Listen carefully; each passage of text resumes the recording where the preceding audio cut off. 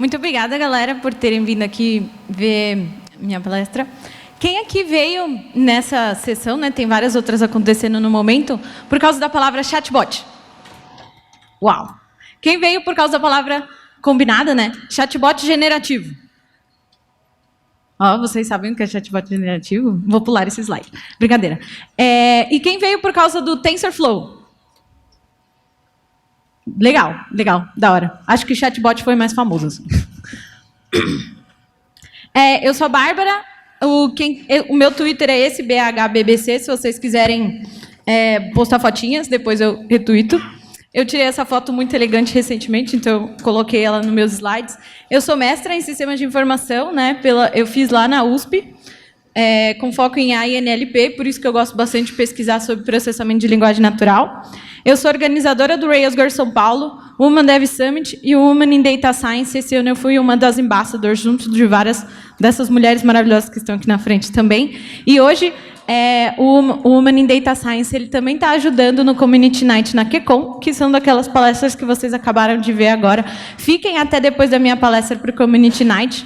Acho que vai ser uma parte bem bacana. A gente trouxe algumas coisas algumas mulheres também, e inclusive, não é só para mulheres, podem vir homens também. Tem 2 homens durante o Community Night, se vocês perceberam no line-up.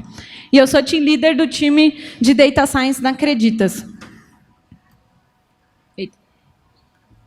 A Acreditas ela é uma fintech, né? A gente trabalha facilitando o empréstimo com garantia, trabalha principalmente com um empréstimo de garantia imóvel e automóvel.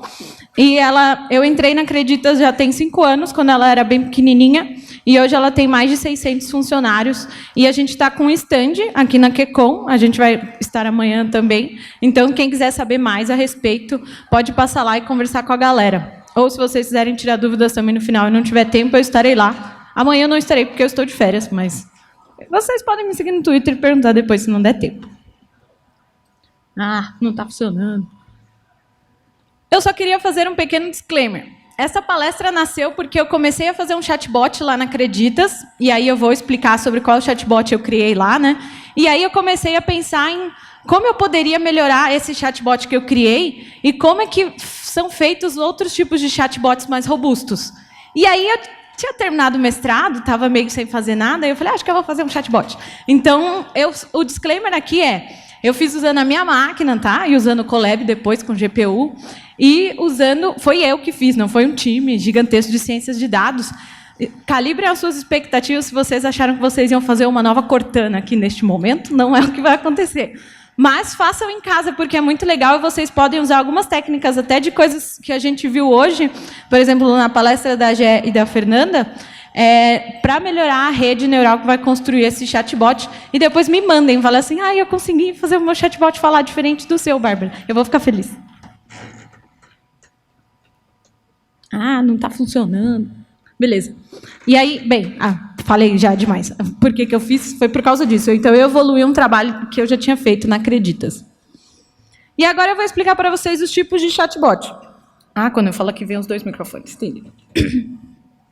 Tem o chatbot generativo, né? É por isso que eu perguntei para vocês se vocês vieram pelo conjunto de palavras chatbot generativo. E tem o chatbot de retrieval. Então, eu vou começar a falar agora em inglês, porque eu acho que a tradução dos termos foi meio que livre. O chatbot de retrieval ele é bem mais fácil de implementar, então eu coloquei essas estrelinhas pensando na dificuldade dele. Ele tem uma acurácia boa quando o domínio é fechado. O que isso quer dizer? Por exemplo, pensando na Acreditas, que é uma fintech de empréstimo, muitos dos nossos clientes não entendem o que é empréstimo com garantia. Então, a POC que eu fiz lá, por exemplo, era de criar um chatbot que explicasse para o cliente o que é empréstimo com garantia de automóvel. Moto não vale, é carro. Então, esse tipo de coisa, o bot ele explicava mais ou menos o que é um empréstimo com garantia, vale fazer online. Ele só falava sobre coisas com garantia. Se eu perguntasse para ele se ele gostava de bolo de chocolate, o bot ia ficar meio confuso e ele ia responder uma coisa sem noção. Provavelmente sobre empréstimo com garantia. Então, ele pode ser implementado, por causa disso, ele pode ser implementado com um conjunto de regras. Eu posso construir uma árvore de if e else, E aí, esse conjunto de ifs e elses vai ser a minha resposta. Então, se o usuário pergunta isso, né, chumbado, né, vamos dizer assim, dentro do if, eu respondo isso. Se o usuário pergunta aquilo, eu respondo aquilo. Mas ele também pode ser feito com inteligência artificial, e aí você deixa menos chumbado que o usuário pergunta, né, que foi, por exemplo, a abordagem que eu segui. E daí, mas o bot sempre vai responder as mesmas coisas. Por causa disso, ele não lida muito bem com textos nunca vistos. E num domínio aberto, né, no caso de eu deixar um chatbot, sei lá, para conversar, eu quero fazer um chatbot, acho que tem um chatbot do Luan Santana, alguém me falou alguma vez. Então, eu imagino que você queira falar o maior número de coisas assim com o Luan Santana. Não sei por quê, mas talvez você queira conversar muitas coisas com ele. Então, acho que não é bom fazer um chatbot desse tipo. A não ser que, por algum motivo, você tenha um conjunto, um dataset, né, um corpus, conjunto de dados textual, que tenha várias firulas, sei lá, não sei o que o Luan Santana fala, desculpa, gente, eu não devia ter usado o exemplo dele, eu não conheço ele. Mas beleza. Aí, um exemplo desse tipo de chatbot é isso daqui. Então, esse conjunto de textos eu tirei da Creditas. Percebam que aqui na Utterance, que é uma possibilidade de resposta do dataset, sempre tem as mesmas coisas. Então, a Creditas é uma plataforma... Eu trabalhei um tempo com textos desde do meu bacharelado, então eu leio os textos só com os radicais, eu já leio que nem se fosse normal, tá? Mas é uma habilidade que você vai ganhando com o tempo. E aí, a Creditas é uma plataforma online de crédito, que a missão é reduzir os juros do país. Mas aí percebam como algumas palestras anteriores já falaram sobre a qualidade dos dados. Uma das perguntas é sim, mãe. Ninguém vai perguntar sim, mãe para o chatbot. Então, essa foi, por exemplo, uma das melhorias do bot de retrieval, foi só nessa parte de entender se o contexto era efetivamente uma pergunta sobre empréstimo e se a resposta, né, fazia sentido com aquela pergunta. Então, aquela primeira pergunta ali, por exemplo, pode ser o que vocês fazem, ou alguma coisa do gênero. Eu acabei deixando aqui pré-processado, mas acho que dá para pegar o que é. E ali eu tenho a label de qual é a resposta verdadeira para aquela pergunta. No caso, ainda por cima, no meu pré-processamento, o dado não estava tão bonito, que o sim, mãe, a resposta é que a Creditas é uma plataforma de crédito online. Então, você imagina o quanto que isso não confundiu o meu primeiro bot. Daí, beleza. Então, esse é um tipo de bot mais fácil, mas que, mesmo assim, não sei se vocês perceberam, já comentei vários problemas que ele pode ter. E a gente tem um outro tipo de bot muito mais complicado, que eu fiquei pensando em pintar 5 estrelinhas, porque ele é bem, bem mais complicado, que é o tipo de bot de modelos generativos, que usa Generative Models. Ele também tem bastante acurácia com domínio fechado, e, às vezes, pode dar a impressão que você está falando com uma pessoa. Então, ele pode acabar dando a impressão de que, nossa, parece que eu estou falando com um ser humano mesmo aqui dentro. Mas, só queria acrescentar uma coisa, nada que um chatbot de retrieval com um corpus e muito bem treinado também não possa garantir que você esteja falando com uma pessoa. Dentro do domínio dele, ele vai ser muito bom. E o generativo também. Dentro do domínio dele, ele vai ser muito bom, mas ele pode acabar tendo um pouco mais de facilidade de lidar com o domínio aberto. Se eu colocar coisas sobre bolos, por exemplo, lá, apesar de poucas, pode ser que ele acabe conversando comigo a respeito de bolos. Talvez se eu colocar a receita da minha mãe, alguma coisa assim, o bot acabe me falando. O problema é, esse tipo de bot não é muito utilizado, assim, pensando em... Eu não faria um bot desse tipo, por exemplo, no Creditas, porque eu preciso de uma grande quantidade de dados, e como ele cria palavra por palavra, então, para quem viu lá a descriçãozinha, né, eu vou gerando palavra por palavra, então eu vou falar, oi, essa é uma palavra que foi predita pelo meu modelo, depois tudo, depois bem. Pode ser que eu fale palavras sem sentido por causa disso. Para mim, que sei português, tudo vai ficar meio estranho, mas o bot está aprendendo, e ele requer... uma grande quantidade de dados para acabar não criando sentenças sem sentido. E vocês vão perceber isso nos exemplos que eu vou mostrar para vocês do meu sofrimento implementando um chatbot generativo. E aí eu fiz algumas palestras, né, comentando sobre como eu fiz um chatbot de retrieval, e aí eu fiquei com muita curiosidade. Eu queria muito saber como era esse pequeno monstrinho verde. Então, eu vou apresentar para vocês coisas que eu fiz criando esse monstrinho. Ah, a seta não está funcionando.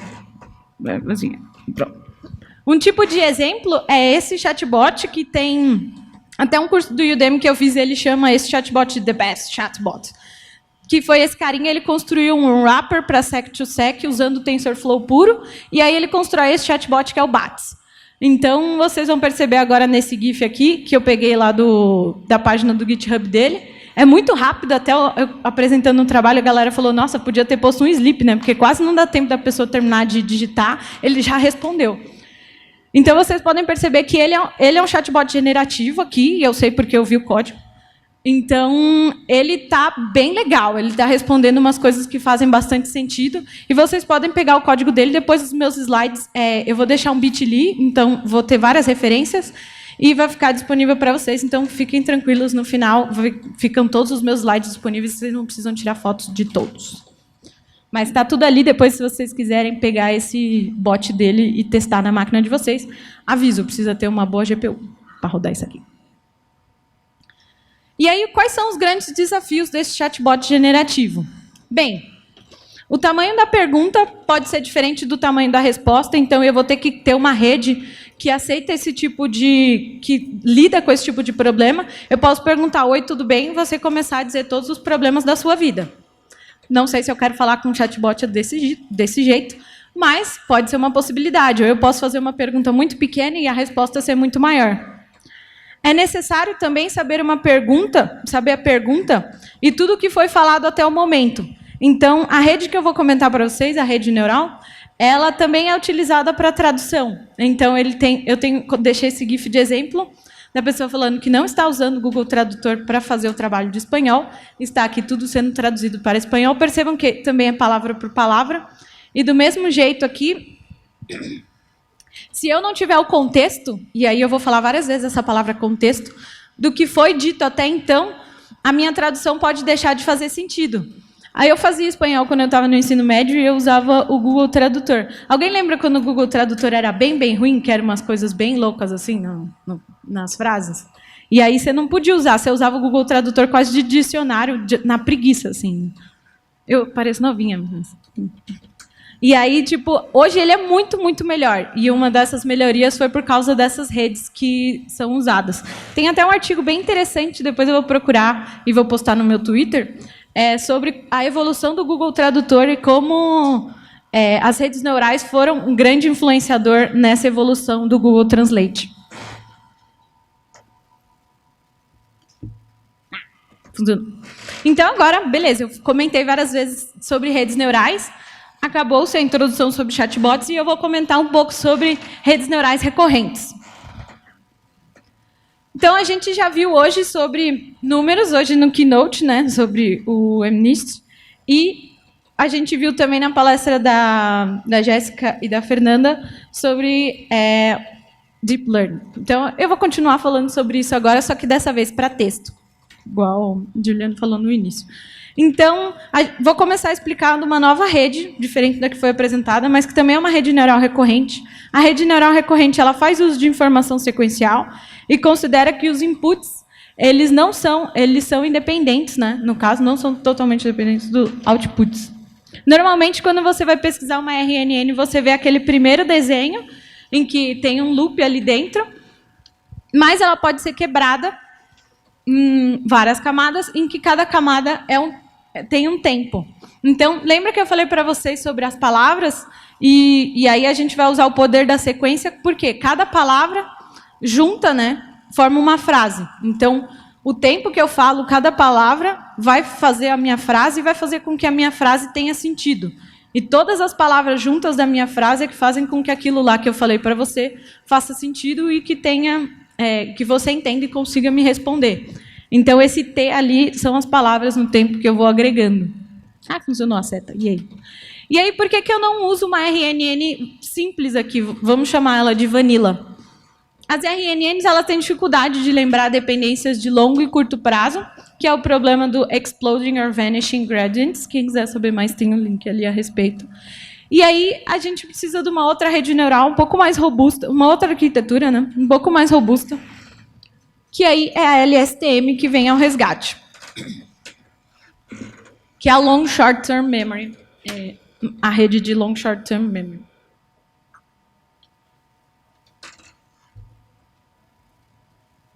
Como é que é essa rede? Essa rede é um tipo de RNN, por isso que eu comecei a falar para vocês de sequência e esse tipo de poder de sequência. Ela foi criada para resolver o problema de memória de longo prazo de uma RNN Vanilla. Mas, ao mesmo tempo, se ela mantesse tudo em memória, as coisas iam começar a ficar meio complicadas. Então, ela esquece coisas de curto prazo também.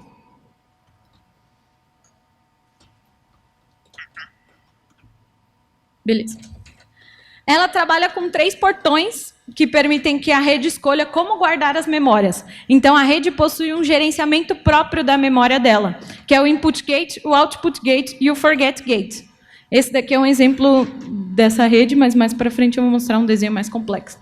O primeiro portão é o forget gate. Então, algumas coisas você precisa esquecer. Então, vamos determinar o que precisa ficar na memória de longo prazo.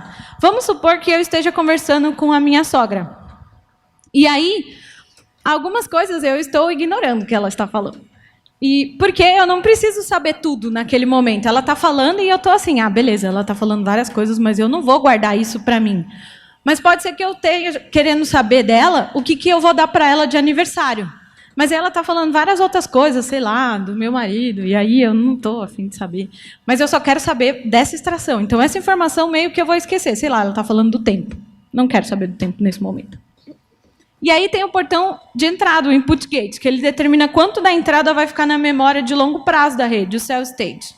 O que eu devo salvar? Então, de tudo que a minha sogra está falando comigo, algumas coisas eu vou salvar, sei lá. Que, por exemplo, ela fala, eu preciso tanto, estou tão cansada, não sei o que, queria ir num spa. Opa, essa é a informação que eu queria.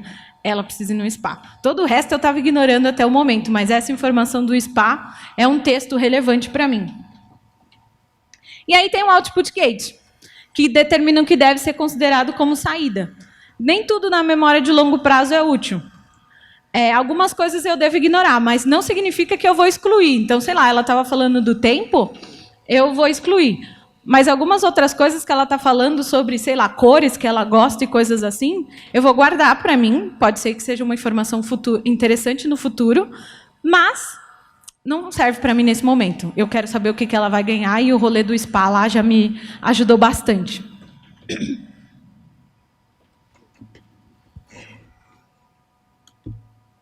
Pronto. E aí, se vocês quiserem saber muito mais a respeito, eu vou dar ainda mais algum exemplinho sobre diferenças das redes neurais, sobre LSTM. O blog do Colab. Todo lugar que eu vou ler sobre LSTM é esse desenho, e vocês vão ver esse desenho muito em toda parte, porque esse cara fez um trabalho maravilhoso do Google, Understanding LSTMs, e ele explica bem todos os portões, aqui estão todos os portões juntos, e como a rede faz a manipulação desses portões, qual portão liga e qual desliga em cada momento na rede. E aí, alguém aqui não sabe o que é essa imagem? Alguém aqui não sabe o que é Pokémons? Para você que levantou a mão, aceite que são bichinhos fofinhos que atacam e coisas do gênero. Eles se atacam, tal, eles são animais, mas eles se atacam. Vamos imaginar isso. Eu gosto do Pikachu, o exemplo original era com o Snorlax, mas eu gosto mais do Pikachu e eu fiz meu exemplo com ele. Não vai afetar a sua experiência de aprendizado não saber o que é Pokémon. Alguém aqui nunca viu Game of Thrones? Não vai afetar a experiência de vocês também, mas tem outras coisas sobre Game of Thrones mais para frente. Então, um exemplo de rede neural simples, o que aconteceria pensando em imagens. E aí, eu não trabalho muito com imagens, esses exemplos são da minha cabeça, eu não treinei uma rede neural. Parênteses, acabou. Essa imagem aqui, ela pode pensar, bem, Pikachu está correndo, a probabilidade do Pikachu estar correndo é 0,6, probabilidade do Pikachu estar sob ataque 0,3, ou probabilidade do Pikachu estar voando 0,1. Eu tenho de entrada na rede que tem Pikachu e tem vento na imagem. Beleza, Pikachu está correndo, pode ser mesmo, mas essa cara aí, não sei. Daí, eu tenho uma rede neural recorrente aqui dentro. Então, eu tenho esse outro Pokémon, que eu esqueci o nome. E aí, eu tenho essa informação no tempo T do Pikachu, mas eu também tenho a informação do Pokémon anterior.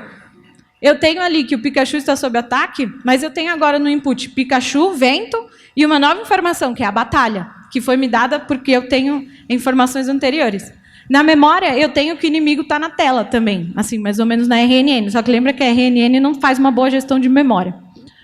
E aí eu posso dar uma probabilidade melhor agora que o Pikachu está sob ataque. Na verdade, ele não está correndo, não. Pensando numa LSTM, a gente tem aqui também as informações, só que a gente tem um gerenciamento muito mais interessante de memória. Então, aqui eu posso aumentar a minha probabilidade de dizer que o Pikachu está sob ataque. Eu tenho quase certeza que ele está sob ataque, sei lá. E aí, o resto é resto. E aí, eu tenho aqui na memória, por exemplo, o inimigo é de ar. O Pikachu gosta de frutas, mas essa não é uma informação relevante para esse momento. E que o inimigo está na tela, que é uma informação mega relevante. Então, aqui eu sei que o Pikachu está sob ataque. E aí, agora eu queria dizer para vocês mais sobre LSTMs. Na verdade, eu vou colocar duas LSTMs juntas. E vou construir um sec-to-sec model, que é a LSTM Dual Encoder também. Tem esses dois nominhos. E aí a gente volta para o texto e junta as duas coisas agora. Então, a gente tinha o chatbot, tinha textos e tinha a rede neural. E agora a gente vai juntar as duas coisas. A LSM Dual Encoder ela é muito utilizada quando você tem um domínio para outro. Por exemplo, se você tem imagens e você gostaria de traduzir e entender o que tem naquela imagem. Que imagem que está passando, qual que é o texto. O que é aquilo como string. Ou se você tem um e-mail e você quer responder aquele e-mail. O Gmail faz isso. É assustador, vocês não acham? Eu acho um pouco ilegal também. Mas, então, vamos supor que você tenha de entrada você está livre amanhã, e a resposta é sim. E aí, o que vai rolar? Então, agora eu vou começar a falar para vocês sobre encoder e decoder. O encoder é uma rede LSTM e o decoder é outra rede LSTM. Percebam que também algumas coisas vão começar a aparecer aqui, que são tokens de início e final de sentença. E esses tokens é o que vão me ajudar a manter contexto dentro do que eu estou falando, o que eu falo e até onde eu devo falar. Aí, outro parênteses, é o teacher forcing. O teacher forcing dentro de uma rede neural, imagina que eu tenho uma sequência de novo, né? E aí, vamos dizer que o teacher forcing é um professorzinho ali que fica falando para a rede que ela errou o quanto antes. Imagina que numa sequência eu tenho essa sentença, que começa ali no start e é Mary had a little lamb, lá, lá, lá, lá, lá, lá. E aí, no primeira palavra que o modelo vai falar, em vez dele falar Mary, ele fala A. A primeira palavra é A. O que vai acontecer depois? Toda a frase vai estar errada. E aí eu vou ter que esperar terminar toda a frase, né, até o end, para eu entender que tudo aquilo lá não fazia sentido. Com o teacher forcing, e aí o exemplo está do Machine Learning Mastery, ali no rodapézinho. Com o teacher forcing, eu vou ter uma correção mais rápida do modelo. Então, eu vou ter ali falando, não, a primeira não é A, é Mary. Então, eu vou forçando ele como se fosse, naquele artigo que eu mostrei anterior, a primeira imagem é um professor de música. E aí, na minha cabeça, eu fiquei imaginando como se fosse assim, imagina se você estivesse aprendendo uma música e você tocasse a música errado o tempo todo, e só no final da música o professor falasse para você, você errou. Agora eu vou te dizer todas as notas que você errou. A sua taxa de aprendizado ia ser muito pior. É a mesma coisa que acontece numa rede neural. Então, em vez de eu esperar você terminar toda a sequência, eu vou te falar agora que está errado e já vou ir corrigindo ali, naquele momento. E aí, beleza. Então, eu comentei sobre chatbot, sobre rede neural, e agora eu vou voltar e vou falar o que aconteceu com a minha pessoinha, enquanto eu estava fazendo o chatbot.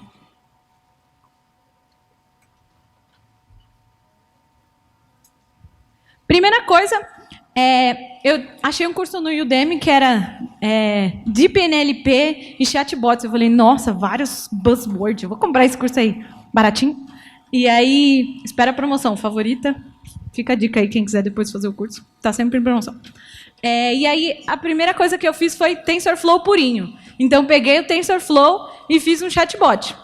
Mas se eu fosse contar para vocês desse chatbot, eu ia ficar aqui e ia precisar muito mais dos 40 minutos que eu tenho, porque é bastante código. E eu não ia conseguir terminar, eu acho. Então, recomendo, se vocês quiserem, comprem um curso do cara, depois pedir um desconto para ele, porque eu estou fazendo uma oferta aqui. Quantas pessoas tem? Ah, uma galera. E aí, essa foi a primeira conversa que eu tive com o meu primeiro chatbot. Fiquei muito emocionada. Meu primeiro chatbot generativo. Então, eu falei para ele, oi, aí out é um caractere que não fazia parte do vocabulário dele. Então, caracteres, na verdade, com pouca representatividade no meu vocabulário, eu agreguei num token que é o out.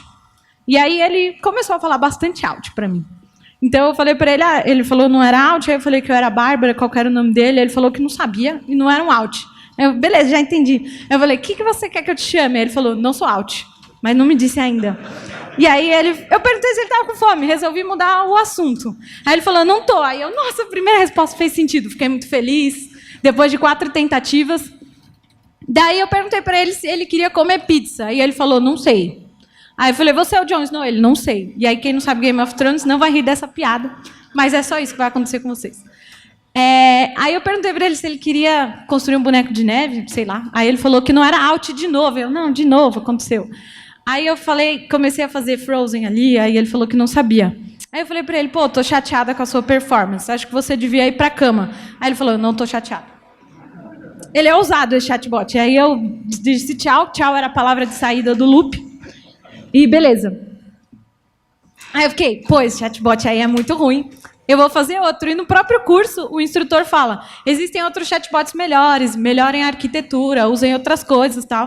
Tanto que aquele chatbot do Bats, eu peguei nesse curso os repositórios do moço que fez aquele outro chatbot. Daí eu falei, tem que ter outra maneira, eu vou fazer de outra maneira, até para eu poder explicar melhor para as pessoas, porque se eu for usar TensorFlow puro, eu vou ficar muito tempo explicando para as pessoas, é bem complicado, você tem que fazer muita coisa. E eu já tinha usado Keras. Então eu falei, eu vou usar Keras. Keras é maravilhoso, você faz umas coisas em... É tipo, você vai construindo, eu gosto de dizer que é uma lasanha de rede neural, que você vai construindo nas camadas assim tudo, aí depois você faz uma camada só e funciona tudo. É muito maravilhoso porque ele é um wrapper muito bom e você entende tudo, igual as meninas mostraram na palestra mais cedo. E aí eu achei um tutorial, Sec to Sec em 10 minutos, que é esse tutorial que está aqui no rodapé. Ai, voltou. Ai, meu Deus, foi demais. Spoiler. E aí tinha uma notazinha assim. Ah, foi demais. De novo.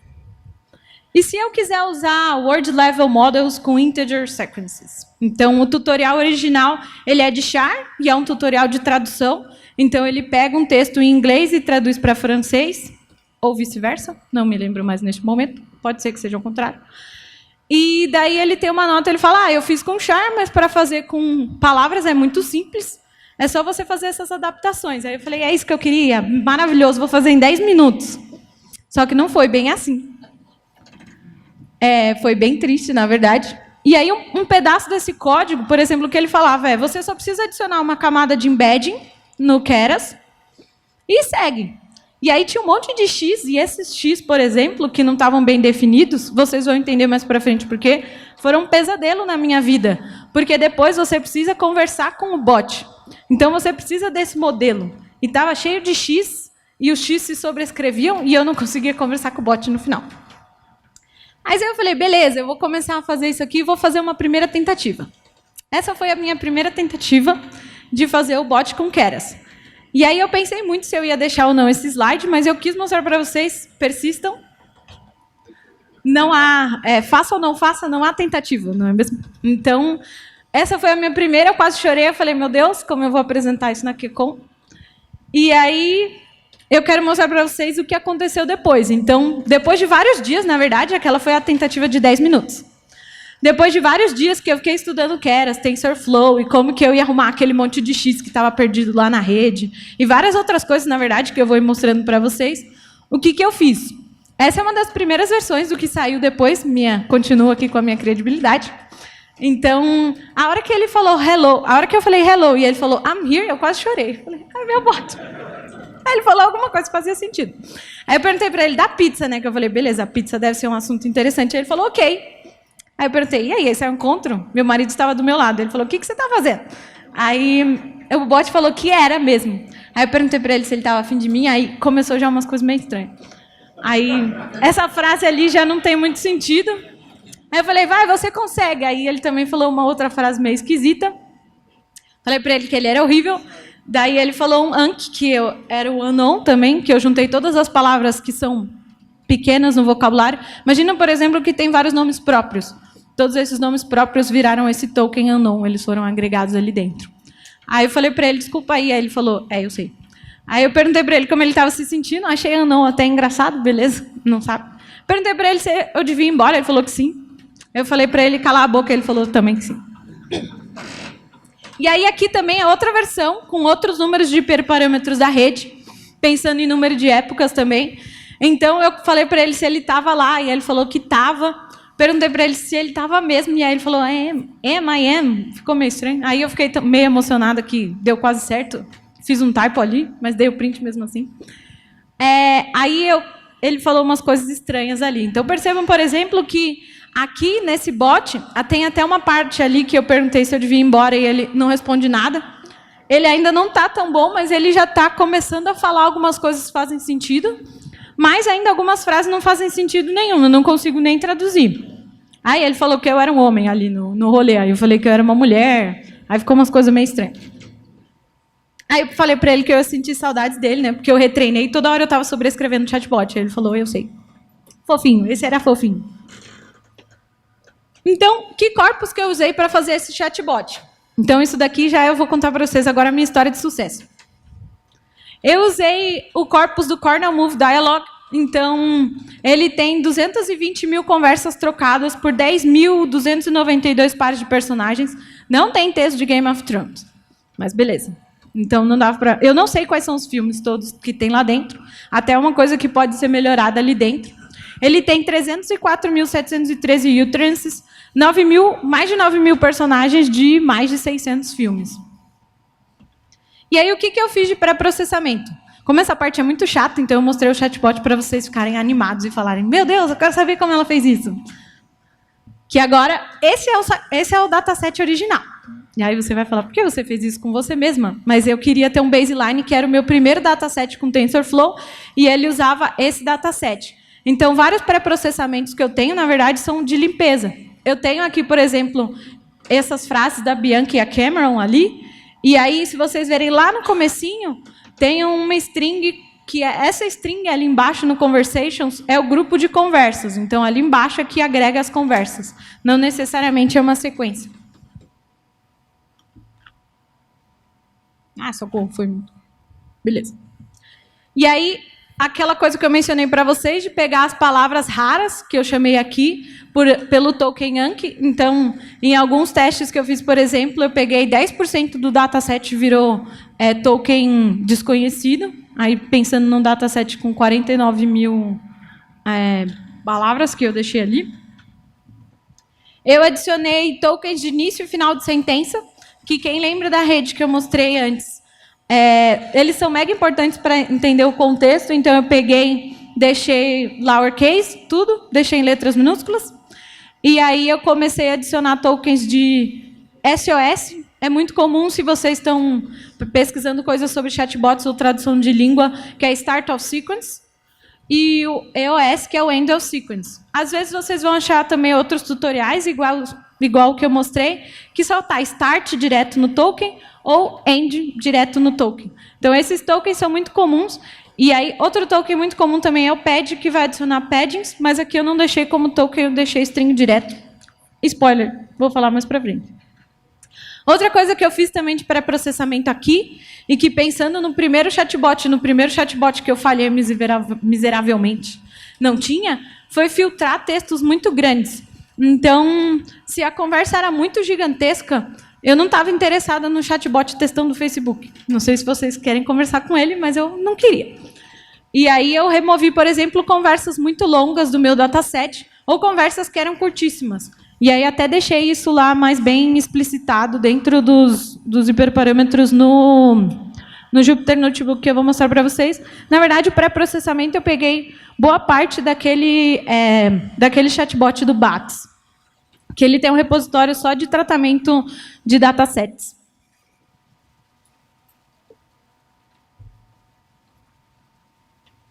Daí eu troquei as palavras por sequências de números. Quem lembra de quando eu estava comentando do tutorial do Keras em 10 minutos, né? Essa era uma das coisas que eu tinha que fazer.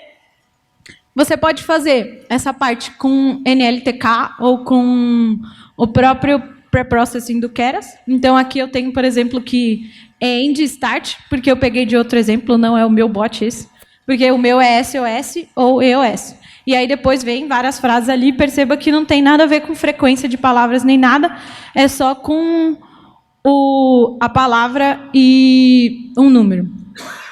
Aí eu adicionei o padding ali, então, para eu ter uma ideia, se a minha frase só tivesse 2 palavras, ia ser tudo zerado para lá, para eu poder trabalhar com o problema de perguntas pequenas e respostas grandes ou vice-versa. E aí, beleza, acabei o meu pré-processamento. Esse foi o pré-processamento do chatbot do sucesso. E aí eu tenho uma arquitetura. A arquitetura ela é bem simples. Eu usei a LSTM Dual Encoder que eu mostrei para vocês com Teacher Forcing, que é até o que tem no tutorial do Keras lá, quando ele faz esse exemplo daqui é de lá, que é por char. Então, eu tenho aqui o encoder, que vai ser a minha primeira rede que vai receber a pergunta. E daí eu tenho o decoder, que é a rede que, dado a pergunta, vai começar a gerar a resposta palavra por palavra. E, além da pergunta, né, o decoder ele vai receber os estados internos da rede encoder, que esse H e esse C, vocês vão ver nos códigos mais para frente. Ele vai receber, ele recebe todos os estados do encoder também.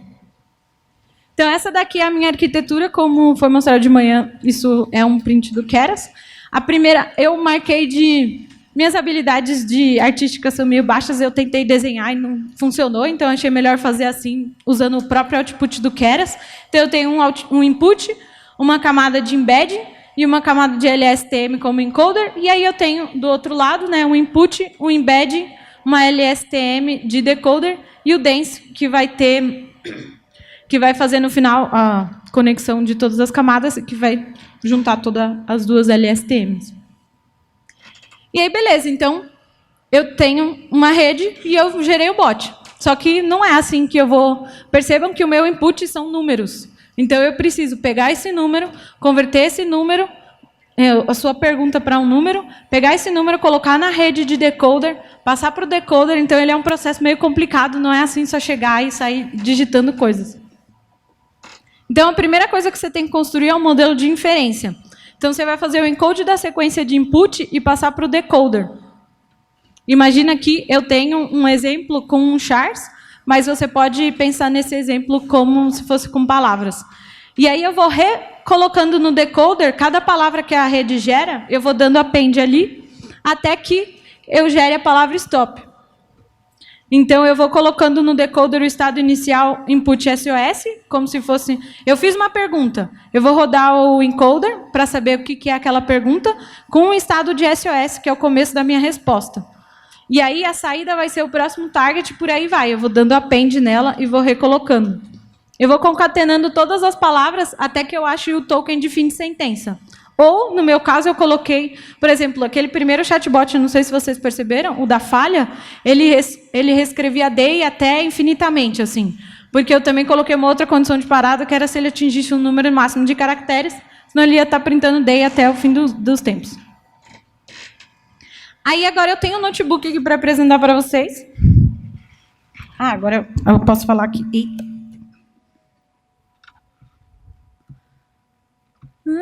Está muito pequeno, vou aumentar, nem eu estou vendo. Então, esse notebook está no Colab, porque a primeira versão que eu fiz foi só com CPU. Não recomendo, vai demorar. Na verdade, a primeiríssima versão que eu fiz com Keras ficou treinando 4 dias até que as minhas gatas desconectaram meu notebook da tomada. Eu estava no TDC Floripa e o meu noivo só falou: "Ih, seu notebook desligou", e eu nem vi. Acho que foram as gatas. Não sei se foi ele, mas beleza. A primeira coisa que eu gostaria de chamar a atenção para vocês é sobre o output do pré-processamento. Então, eu vou pular essa parte meio chata do pré-processamento, até porque o moço já subiu a plaquinha. E aí eu queria mostrar para vocês aqui essa parte de filtro de linhas. Então, aqui, por exemplo, são as palavras quebradas já, numa pergunta e numa resposta, question and answer.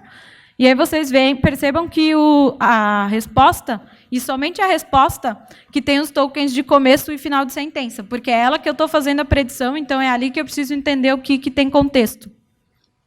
Aqui quebrado, fiz o zero padding, beleza, maravilhoso. Daí eu vou passar para hiperparâmetros do modelo. Então, aqui, por exemplo, acho que aquele último exemplo que eu mostrei para vocês foi com 100 épocas. Mas o The Best Chatbot são 100 mil épocas, 1 milhão de épocas, não lembro. São muitas épocas. Aí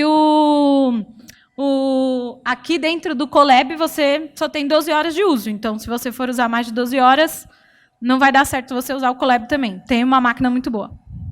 Eu não tenho.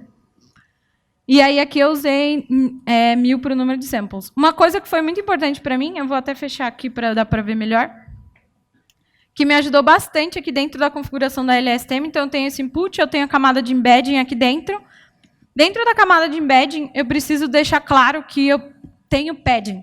E através desse atributo mask0 true, é que eu falo meio que falo para a rede, né? Existe padding aqui dentro, então considere os zeros, que no meu caso eram eles, o padding. Isso daqui ajudou bastante o meu chatbot. Aí eu tenho aqui o encoder, tenho os estados do encoder ali dentro. E vocês veem, aí aqui eu tenho a rede de decoder, e eu vou passar para a rede de decoder. O inicial state dela são os encoders da rede anterior. Outra coisa que me ajudou bastante foi trocar o loss para Sparse Categorical Cross Entropy, porque no tutorial do Keras, ele fala que você tem que construir uma matriz de one-hot encoding, só que não dá para construir uma matriz de one-hot encoding em memória com esse dataset. Pelo menos não no meu computador, nem no Colab, que tem 12 GB de memória. Talvez usando o TPU do Colab funcione. Eu não consegui ainda adaptar o código para usar o TPU. Mas o problema, usando o loss de Sparse Categorical Cross Entropy, resolveu. Tem até uma issue aberta no Stack Overflow. Talvez eu deva responder lá para o moço falando, não funciona, troca para esse loss aqui que você vai resolver. Tem várias issues abertas, na verdade, usando com esse tutorial do Keras, e que me deu bastante desespero, porque ninguém respondia a elas. Depois eu vou ir lá ajudar essas pessoas. Então, aqui é aquela arquitetura que eu mostrei para vocês. Ela ficou treinando aqui por 100 épocas. E a internet caiu, então eu não vou conseguir mostrar para vocês como é que conversa com o bot. Mas eu tenho aqui essa parte do modelo de inferência, que está aqui dentro. Aí, por exemplo, para eu conseguir conversar com o bot palavras que ele nunca tinha visto, eu usei o get e substituí palavras que ele nunca viu por Anki. Por exemplo, snowman era uma palavra que quebrava meu chatbot. E aí, aqui dentro está o código de inferência que vai fazendo aquela rede que vai retroalimentando e vai fazendo a parte de parada, né? É essa daqui, até que ele encontre o fim ou chegue na sequência máxima. Daí eu acabava salvando aqui para ver se eu tinha alguma coisa interessante. Então, vocês podem depois brincar com o meu notebook. E se vocês fizerem resultados melhores, por favor, me digam e falem, Bárbara, eu consegui fazer o bot, eu vou ficar muito feliz. Consegui fazer o bot responder outras coisas, ou melhorei a arquitetura dele. Alguns exemplos de coisas, por exemplo, eu já imagino coisas interessantes. O moço estava tirando foto, pode tirar. Eu já imagino coisas interessantes que podem ser feitas. Então, eu vou até dizer para vocês, quando você termina o paper, né, no mestrado, e fala, não consegui fazer tudo, acabou a minha grana da pesquisa aqui, mas trabalhos futuros está aqui dentro. Então, e aí, eu comentei sobre português. Vocês perceberam que várias coisas do que eu comentei não tinha nada sobre português ali dentro. Eu fiz o chatbot para inglês, mas porque o corpus que eu tinha era em inglês. Mas meio que nada dali era específico de língua. E essa que é uma das grandes maravilhas do que a galera tem chamado de Deep NLP, que é o processamento de linguagem natural com Deep Learning. A única coisa que eu vejo que você pode acrescentar ali, se você for fazer para português, é colocar um Word Embedding pré-treinado. Então, recomendo usar o do ICMC, do grupo do NILC. E aí lá tem vários Word Embeddings pré-treinados para vários tipos de modelos, para Word2Vec, para Glove, para vários tipos de coisas, está tudo ali dentro, e são Word Embeddings bem legais, tem vários tamanhos também. Mas, se você quiser fazer o chatbot para português generativo do jeito que está, meio que não precisa para nada. Essa é uma das grandes maravilhas ali dentro. E o que pode ser melhorado? Aí eu já imagino várias coisas. Uma das coisas é essa que eu comentei, usar um Word Embedding pré-treinado, já deve dar uma ajuda para o modelo. Melhoria da arquitetura do modelo, você pode adicionar dropout ou colocar outras camadas ali dentro da rede, que eu acredito que vão trazer mais poder para o bot. Melhorar a limpeza dos dados. Então, eu mostrei aqui algumas das limpezas que eu fiz e do pré-processamento textual, mas pode ser que outras coisas ajudem ainda mais. E talvez a troca do dataset para um dataset de conversa. Dependendo do tipo de bot que você queira criar, o dataset é muito importante nesse momento, mesmo por um bot generativo, porque é aquele dataset que vai dizer mais ou menos sobre o que o bot vai conversar. Então, apesar de ter mais de 600 filmes, eu não sei direito os gêneros dos filmes e coisas, e coisas assim, e isso influencia muito sobre o que o meu chatbot consegue falar, porque são daqueles textos que ele aprendeu. Muito obrigada, galera. Espero que vocês... Ai, meu Deus, o moço tirou. Se vocês quiserem conversar comigo a respeito de bots ou qualquer outra coisa, inteligência artificial, sobre outros eventos de inclusão de mulheres na tecnologia, meus slides estão nesse link do Bitly. Eu estou tirando métricas sobre quem acessa os slides, lógico. Então, tá, /chatbotQcom. Muito obrigada, espero que vocês tenham gostado.